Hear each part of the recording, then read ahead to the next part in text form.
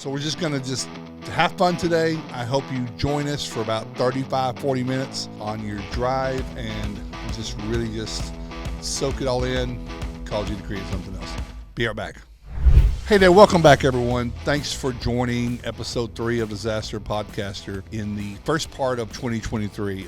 Having a great start to the year, and from what I can gather, so are most of the restoration contractors. Still the lingering effects from the great big polar freeze vortex. So I'm grateful that our industry was able to have an abundance of work and really test out some systems. And people did test out some systems. But before we get started, a little bit about me. I think you might, if you're tuning in, you might know who I am, who we are. But if not, my name is Klark Brown. I own a few different companies. One is Restoration Advisors, and we do just that. We advise and are coaches on the business side of small to medium-sized restoration contractors. You're $700,000, $500,000, up to $12 million, maybe. Got some clients all throughout there. We work on big business things and then small as well. Having a particular struggle with a software implementation, estimating processes, staffing issues, we can help with those. And we help some people just scale their whole company, just like really trying to build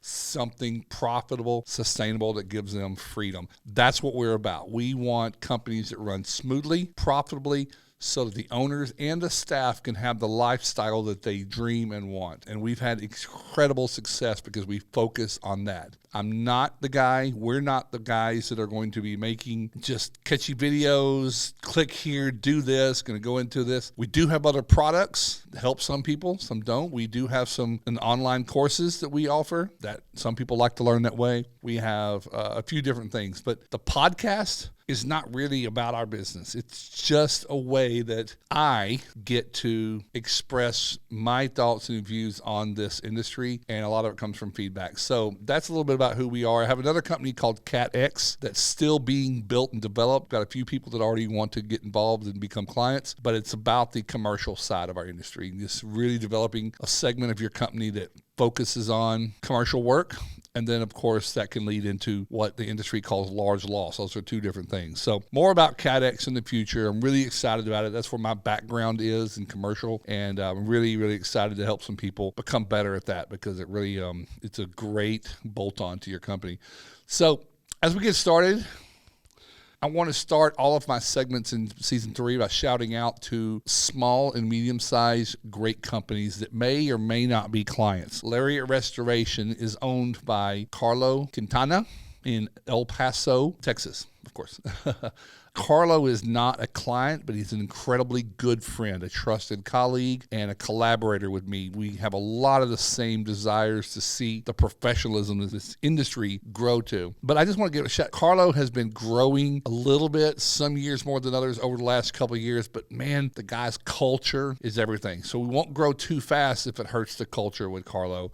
Full service, really heavy in the water fire. He's a board ups franchisee. He's actually started a really cool new product for roofs there, very, very much because of where he's at in El Paso. It's called Roof Max. A lot of trauma. They do a lot of unintended deaths and suicides in his market, but he serves El Paso and Las Cruces, New Mexico. Just a fantastic company. You go into their building and you feel it, and that to me is a huge indicator. So I'm wearing a hat that I got from Carlo. I'll probably be doing this on most every episode. I don't always wear hats, but I had this one today, and I said I just want to do a shout out. So I know thousands of contractors, so I can't announce and shout out to everyone. But Carlo, just thinking about you.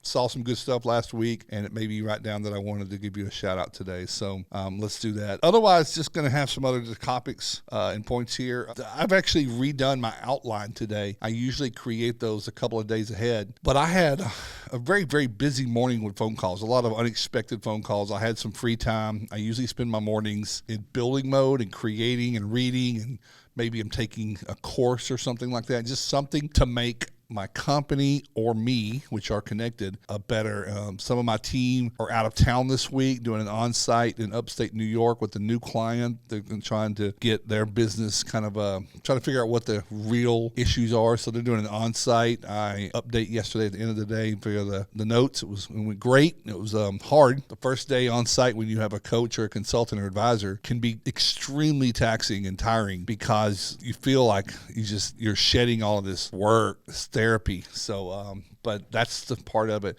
So my team's away. I had a lot of phone calls today, and it caused me to rewrite a little bit of what we were going to talk about. I bumped a few things, and I brought them in. So I hope that you'll follow along as we today is just hit some casual conversations. Season 3 of our Disaster Podcaster, Season 1, Season 2, every year has been different. And my first point is going to kind of talk about that. Why do we do a podcast? I find it fun, and I find it to help me have better conversations and express what I believe in and stuff like that. But every year has been different. I've had some seasons where I had a lot of guests. Those are very popular. People love to have me interview other people in this industry. Some of them real high-ranking figures. And, I don't mean ranking, but I mean people that you see all the time. I mean, those are my friends. I go somewhere, I see them. We help each other a lot in this industry. We bounce things off each other. But I think at some point you've heard enough from that person. And this year, our last episode with Danny Strong, I want to bring it down to the real people. And not that the other ones aren't real, but the women and the people like you. I don't mean like people that have products and services, not coaches, not hygienists, not ICRC instructors and heads of boards and then associations. I'm talking about those that do what you do and have either in the middle of it or have gotten through it and they're on the other side and they're growing it and they can help. They want to help everybody else. So we're going to see a little bit more of that. I've got a couple more of my colleagues, and it's going to be people that I know because I'm not really big on asking strangers to come on my podcast. I actually tried that. I actually reached out to someone who I just know from, through the lens of online, the forums or whatever. They don't really know who I am. They just see some of my posts and things. And I asked them about being on my podcast, and it was a no because they said, what's in it for you? Why am I going to be on your podcast? They thought I was selling something, and I'm not. So it kind of works best if we know each other. But that said, if you're just an ordinary lady or a guy or a couple that own a company and you want to just come on and talk about the pains you've had and talk about the success you've had, what turned the dial, what made it work for you, what were, whatever that story is, come tell the story. You want to do that? Reach out to me at Klark at restorationadvisors.com. Go through our website, restorationadvisors.com, and let's have a chat. I'm not going to be bringing on people that are promoting a product or even a service. I don't want to be a pay-to-play channel. I don't want to have a whole bunch of sponsors where I've got to take a break and thank those that sponsored it. Look, I know all those companies and we need those things in our company. We need, apps and we need programs and we need people to help us get through stuff, but not here. That's not what this is about. And I also, let's say software. I know all the software companies and all the owners, great people, they all serve a need, but I'm not going to line up with one because then when I recommend another one to someone based on what they need, because they're not all equal, you might need something different than this. I don't want to have this situation where we're in some kind of financial complication or, some kind of financial situation where me recommending the right software to another person that's not the one that I'm engaged with a contract or with an agreement to cause friction. I don't want that headache. So I think that there's softwares for different people, for different places where they are in their business. So that's an example. So just to talk about a few things today, some notes I wrote down here. And this was a new one to add on. I was talking to, it was a client. Today was from a client. I think if you're that type of person, you have to make a conscious decision that while it's work, while it's company, it's a gift. And you need to have fun. I'm not really a big outgoing fun person, but for me to have a passion for what I do, I have to enjoy it. And for me to enjoy it means I can't take it super serious. I do take my company very serious, and I do think what we do is I have to be careful. We are helping people with fragile situations, and there's a lot of trust there. You can't misuse that. About 2 years ago, I made a choice to just be who I wanted to be and have fun doing it. As I became a coach later this year will be 6 years. 6 years ago, there was kind of a template of what restoration consultants are supposed to look like, and you're supposed to go to these places, and you're supposed to say these things, things and do this stuff and fit into this lane. And there are a lot of different consultants in this industry, and everyone's a little different. But I just found myself being a little bit not who I wasn't good at it, so I wasn't comfortable. It wasn't my true self. And it doesn't mean I didn't do my best work early on, but I just decided that I'm going to have fun. I mean, when I say have fun, I'm going to do it my way. I'm going to do things that bring a smile to my face, that make me, at the end of my day or my week or my month or my year, I'm going home and I'm really excited about what we did and where we're going. And I think you have to have fun with that. So I was talking to a client today and said, are you having fun? He's like, not really at all. It's the fight with the insurance company. It's the staffing troubles we have, the estimating situations. And, there are a lot of topics and issues. And what happens in small to medium-sized businesses is you are the operator. You are the brain and the nucleus, the center cog of your business. And every challenge becomes more weight on you. You take things personal. To talk about my company means you're talking about me. If you talk about Restoration Advisors today and tell me that, you didn't like what we did on that blog, or we don't like this lesson that we taught, I'm not taking that personally. That's not saying, Klark, you're not good at what you do. It's just like that I didn't resonate with me. That's what someone's saying. That wasn't for me. That didn't click. And that's okay.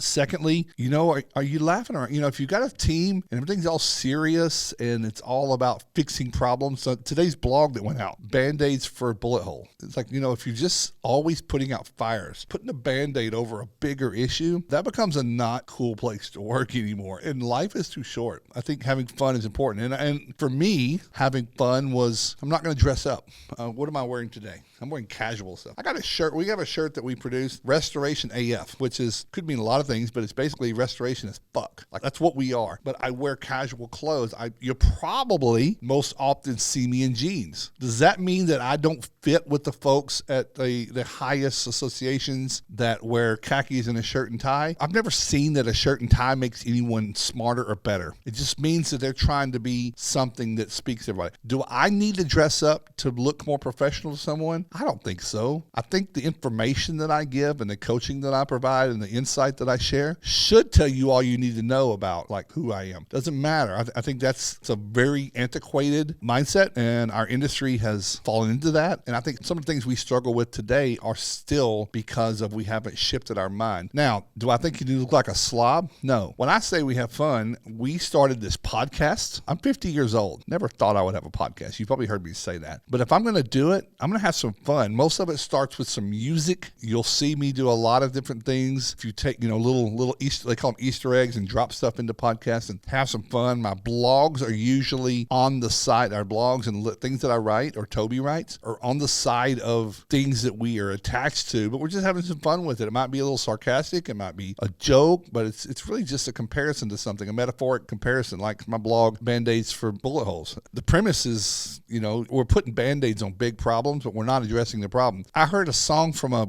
country singer called Morgan Wallen. I love music. A lot of my thoughts come from things from songs and music and stuff like that. So have fun in your business. Get with your team. Go to Topgolf. Go to axe throwing. Well, maybe HR doesn't want you to go to axe throwing. I told someone one time and they did it. It's like, before your morning meeting, find a stand-up comedian in your market.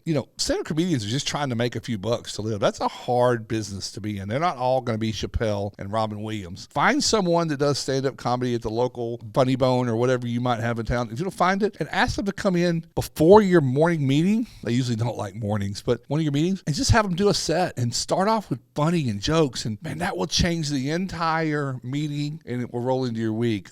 Serve ice cream to your staff. Have an ice cream truck go to a job site and tell everybody there, grab an ice cream. Customer too. Everybody grab an ice cream cone. Have some fun, because this is way too heavy for us to take it too serious. And I think once you start doing that, when your team starts doing it and the culture is there, I think it becomes contagious. And so I would talk to yourself and talk to your partner, business partner, and your team or your consultant or your advisor or whoever you want to, your priest, and say, I want to make a shift in my business. And it doesn't mean I'm going to be seen. By the way, if you're doing fun on your social media, people will relate to that a whole lot more. They don't care really as much about what you do, but who's doing it? Who's coming to my house? Who's coming to my business? Who am I trusting with my most valuable stuff? It's these people who don't take themselves too seriously, and they're more like me than I thought. So maybe that's a marketing lesson. I don't know. But I will tell you, for your sanity, if I can't have fun here, if I can't dress the way I want to, if I can't write blogs the way I want to, by the way, I couldn't tell you how long the line is of people in this industry that don't like me because I'm different. It's no different than any clique in the world. This industry has it just like there are a long list of people who just don't like the way I handle things, the way I talk about ignoring insurance companies, the way I talk about onboarding your client to prepare them for the shit show they're about to potentially hit into. There are people who hate that talk. Can't be anybody but me. I don't suspect you should be anybody but you. You will attract the customers you want. You will resonate with the people that are like you. You can't spend your time being like someone you're not to be around people you don't want to be around. So that's my suggestion. That's what helped me. It helped me grow my business, but not directly. It helped me feel better about what I was doing and have more energy and passion and be more creative and overlook the crap. Get rid of all the stuff that I don't need to be focused on just to grow my business. And so for that reason, it's completely helped me, and maybe it will you. So drop in the comments if you want to, how you want to have some more fun or what you do for fun or whatever. Just let me know that you're with me on this, because I think that we should have fun. We should tell jokes. You'll notice a lot of my posts online and stories include that, but you pretty much know who you're dealing with when you talk to Klark or Restoration. Toby's the same way. Restoration Advisors, you pretty much get, what you see. Now, Toby's not as fun as me. Toby's going to kill me when he watches this. I put Toby on an Instagram one day with a video or an audio voiceover. He didn't know I was doing it, but man, that thing went viral. And he was like, oh my God, Klark, you're crazy. Before I go on, oftentimes I'm walking around here in our office, our studio, with no shoes on, usually wearing shorts. Not today. Music playing, and that could be Jay-Z, it could be Willie Nelson, could be Bach. We're just having fun. It's my company, my business, his business, our business, and we're going to do it our way or we won't have it at all. So that's the end of that topic. Moving into my next one, this one came from a post. It started out on my personal page, my Facebook. And then I shared it to some professional pages that I'm part of, and even our own group, Restoration Advisors. It means a lot to me, and it became important for me to share that with other people because I think the effect was great. It was a huge feedback. I got lots of people that have commented, and they reached out to me with new questions, and that was special needs people, young adults, any age adults. It's not age-centric, with disabilities of some sort. Here's how the story went. And let me start by telling you that I have a stepdaughter, a daughter, that is a mid-20s and has a seizure disorder. I've met her when she was 6 years old when I met my wife, her mother. And her dad is in her life, and he's a great dad. But she lives with us, and I have always treated her like she's my daughter. But she's had a disability. It's a little complicated. She has a seizure disorder, causes a learning disability, and it really is slowing down on things. So she is on the side of things where she had to go to IEP classes in school, all through classes. She doesn't process things the same way. But let me tell you right now, she's probably I don't want to cry here. She might be one of the best humans I know.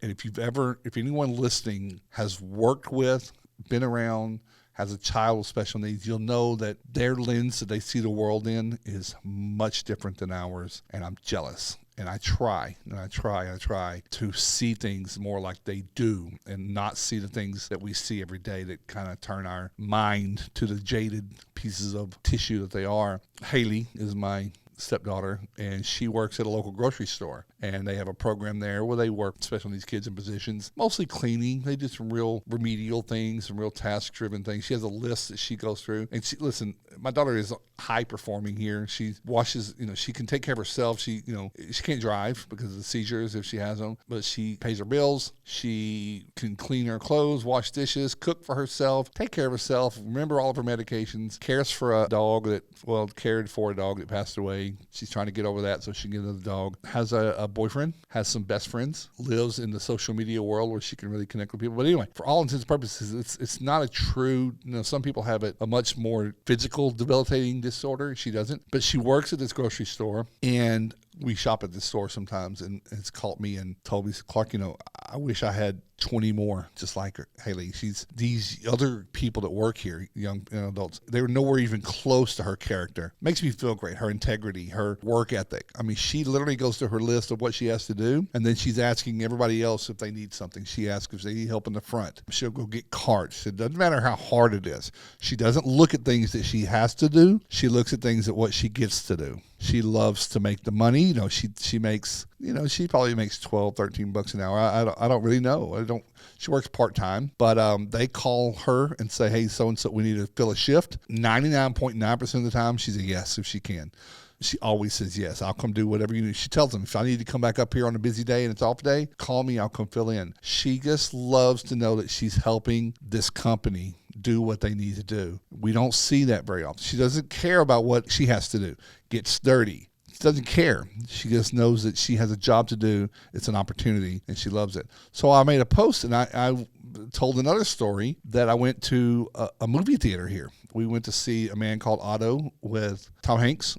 And this is a theater we go to quite often, and I don't have to explain to you how challenging it can be to hire teenagers, today's teenager, and interact with them in a service setting, a service-based business like a movie theater. But I walked into this theater, my wife and I and my mother-in-law, and we interacted with 4 teenagers of young people, and at best it was no acknowledgement of us as a customer, no smiles, no real, I don't need to be catered to, but nobody really felt like they had a job to do, and it was their job to make the customer happy. We just paid what's it cost, $15-18 to go to a movie now, and the Coke is $45,000. No one treating us like we're dropping some major dollars to come here. Thank you for coming in. So we interacted with 4 young people, and then we walked over to where we give the person our ticket to go into the theaters themselves. And as we're walking up, there's a young man, probably mid-20s. He's pretty tall. He's like 6'4", up to my size. As we're walking up, we've got Coke, we've got the popcorn, and he's yelling. He goes, I made that popcorn. And we cracked up, let up, and he goes, I made that. That's the best batch of popcorn I made all day. And he didn't, but he was trying, and he had a disorder. He had a little, maybe autism, maybe Asperger's. I don't know what it was. He had a little bit of a step to his walk that was a little different, but he was there. He was with it, but he was trying to interact with us to try to disarm probably the hate that he gets, or the treatment that he gets. I know how people treat special needs kids. I have one, and it makes me red. But people treat special needs, disability kids pretty badly. Especially those that work with them, but even the public, it's appalling. You'd be astonished if you don't already, you know some of the stories.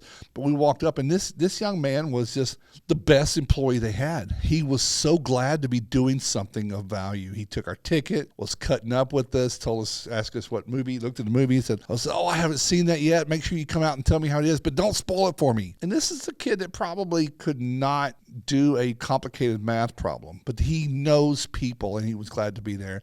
And he made my day.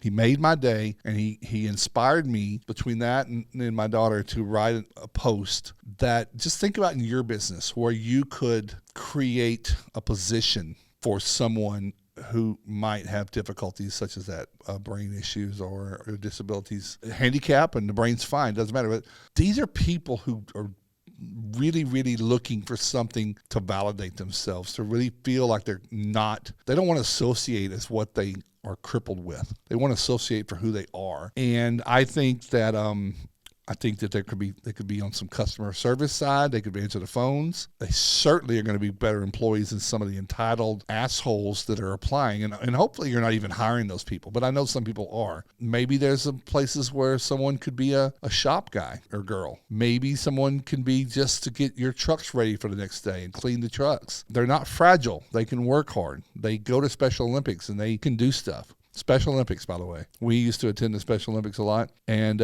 was some of the best days of my life. Absolutely the best examples of humans. And I'll tell you one thing. At most of the races, if you've ever been to the Special Olympics, the ones we went to, the one that came in first didn't get the most applause and accolades. It's the one that came in last. It's not about winning. It's about finishing. So think about that. I had some people reach out to me about where do you think you could we loved it. I mean, people really loved it. I had a lot of people say, I have a special needs child. I agree with you. This is a magical story, and I was glad to write it. I wasn't writing it to get feedback. I was writing it because I think it's something that if we as an industry, forget the industry, talk about the world, society, would promote these people and build them up on the ladders. Because once you find out what they're really like and what they're really about, you'll find out that they fit. I think your clientele will be apathetic to it, or empathetic to, it tells them more about your company than any kind of marketing could. Of who you employ, that you're giving less than employable people a meaning, a place to belong.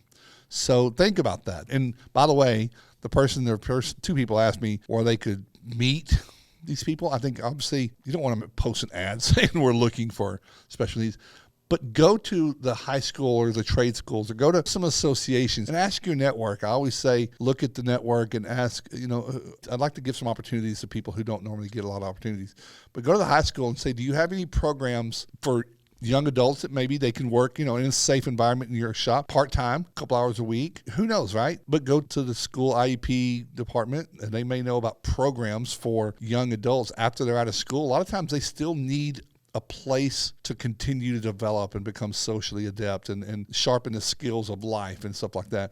And Haley was in one of those things for a couple of years after high school, where she was working in this county-owned this cafeteria/gift shop. And it was all employed by special needs kids. And she made bread. She made soups. She loved it. She served. So I would think about that. And so that was a good feel-good topic. I really got a lot of positive energy back from that, and I think it's something that we should grab onto, because the more we do stuff like this, the more things that you show example of, it inspires others to do the same thing. If you're in B&I, bring this up at your B&I meeting. Bring it up in your marketing, that you have a few people on your staff that are brilliant. They just have handicaps, and they provide a complete great service. And I think it would really, and it would also really humble the rest of your staff. I know some of the people that work with my daughter, and they're probably a little embarrassed that the young woman that can't do everything they can do runs circles around them. There's got to be a little bit of a sharp edge on that sword they get cut with. So, and I'm okay with that. So I wanted to just kind of give you that. So positive point. Next point, number 3 that I wanted to talk about today, and I hope I'm not going too fast, because I would love nothing more than to have another guest with me today to just bounce these things off of, because conversation back and forth on this, I'm just giving some insights, and I'm going to leave it with you to take these and do something with it. My next one is the growing aspect of restorers that are just literally want to throw their hands up and not be in this business anymore, want to sell their company, burn it down, shut it down, start over. That's not healthy. Goes back to my first point, not having fun. It's a couple of things there. It could be that you're stuck and you don't know how. You can get out of these situations. If you feel like that, you don't have to long term. I can't think of one thing in your business that can't be turned around. If they're bad employees, you hired them, let's get on a path. I coach these things, or we do as restoration advisors. We're not in the middle of a war here in this country. We're literally victims of bombing. You have a business that has a very important need in your market. There's just something you don't know how to do. It's just that simple. Brazilian jiu-jitsu people they have to go to a dojo and learn to do Brazilian jiu-jitsu. They can't just put a belt on and go to some matches. They're going to get their asses kicked. I could go on and on and on with the metaphors. There is an education to things, and part of it is running a business requires an education. You might be a great restorer. You might know how to dry and to clean and to remediate almost any size job you can come across. But do you know how to build a team that removes you from having to do it? Do you know how to teach another couple of people how to be future leaders and to do the things that you built? Do you know how to give a great mission statement and tell your company, your employees, not the public, your employees, where we're going, what winning looks like, and what we will and will not tolerate? Do you know how to hire the right people? Do you know how to change the system? Do you know how to quit using Xactimate when you don't want to use Xactimate, but you think that's how you have to use it? That's a limiting belief. You don't have to use Xactimate. You don't have to use the prices that are coming out of it. You don't have to do a lot of the stuff that you do. And I don't want to turn this into so much work of restoration-oriented stuff, but those are the examples of the people that shut that stuff out and move along and fix their company and don't do the stuff that's not working. Those are the ones that you're watching that are growing and scaling their company and having a great life and sticking money aside and having ample opportunity when we have a large freeze to get a tractor trailer of equipment so they can do more work because they have built a business that creates cash flow. I get it, but I'm watching a lot of great restorers give up. It's the great surrender. We might call it that this year. They just don't see it getting better. But if you're playing the game that you want to change what the insurance companies do, like I'm all about this whole movement that I've been a part of for years, but I educate you. Now, I have educated a few adjusters and claims people. I've had them at groups and summits and conferences, and I've spoken to a few. At the end of the day, they don't really want to change because it's a profit-driven company. They are a for-profit company. They have stakeholders. They're doing what they're supposed to do because that's what companies do. The same as you. They're doing what sometimes you won't do. You're not a victim of that. Your customer is or may be, but you don't have to inherit all of the pain that your customer, your client, the insured or whoever has occurred to them. You don't have to. So I'm watching a lot of people get super depressed in their business. I clearly see some real personal things coming out of this. I know some people that are dealing with substance abuse, marital issues, depression, mental disorders. They may have already had that. This is just exaggerating. And that's not great. And I would say make the hard choice that if you can't overcome it, get out of it. But don't live in that place. Don't continue every day. Now, you may say, what else would I do? Well, you know what? Not everyone is meant to be a business owner. You were great as an employee. You want to make a whole lot more money? I don't know what to tell you, but I'll tell you right now that money doesn't mean shit when you're miserable at all. I'd rather be poor and happy or poor and reasonably comfortable than rich and miserable. So make a choice, but the empathetic part of me is I hate watching it, and I naturally try to ask the question is what can I do to help? But some people just don't want to. I have a lot of people take courses that I give about onboarding the customer and getting away from Xactimate. They know that's what needs to happen, but they don't do it because they have a million excuses about what if I do? What if you don't? What if you don't? So I want to move on from that one. That one's kind of heavy. I don't want to really dwell on it, but I want to tell you it doesn't have to be that way.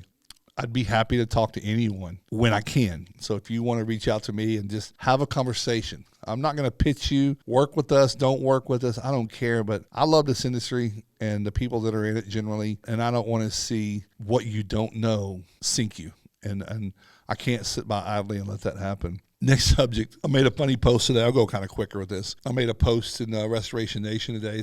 Listen, I don't drop posts and comments in to be disruptive. I don't do it for clickbait. I do it because I want to change the thinking. I want to put things in a different aspect, shine a different light on it. And I made it today. If you've got a mitigation department or a company that does mitigation, I would literally go into your job descriptions and your job titles. If you have a position called estimator, why don't you change it and let it be an invoicer? Words matter. Stop using the term, I'm sending an estimate for the mitigation that we already did. There is a time when you do estimate a job and you've got to be in, you've got to know how to do that. But if you're estimating a job that you haven't done yet, which might be a mold, it might be even, I hope it's not water mitigation because that usually needs to go right away. But it might be, you might be estimating the reconstruction, which is a whole different thing. But when we're talking about when you do emergency services and do the cleanup and do, follow that, I won't even go into, you should be getting a contract, not a work authorization, but you should